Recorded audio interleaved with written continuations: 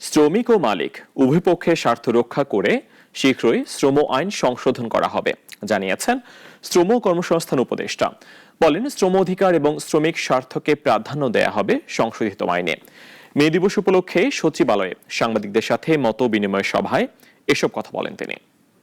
আমাদের এখানে যে বিষয়টি আছে যে শ্রমিকের ঘামেই সভ্যতার অট্টালিকা, কিন্তু বাস্তব জীবনে শ্রমিকের জীবনমান বা অধিকার কতটুকু উন্নতি হয়েছে সেটি ভাবলে বিস্মিত হতে হয়।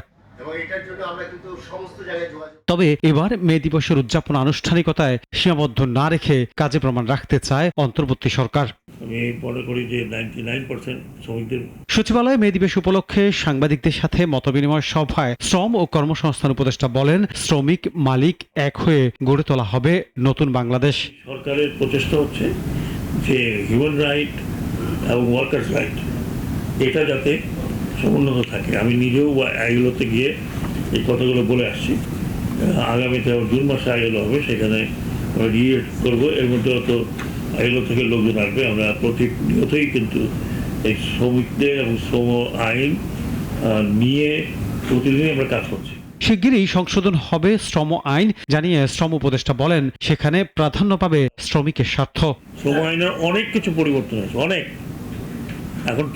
এখন তো পাকাপোক্ত হয়নি, বাট অনেক পরিবর্তন হয়েছে, আলোচনা হয়েছে। আমাদের ত্রিপক্ষীয় আলোচনা হয়েছে। ত্রিপক্ষীয় আলোচনার ক্ষেত্রে যে সমস্ত প্রপোজাল আমরা পেয়েছি, যেগুলো আমরা অ্যাকসেপ্ট করেছি, সেগুলো আইগুলোতে বলা হয়েছে। এখন সেগুলোকে ফাইনালাইজ করতে হবে। আরও কিছু আসছে।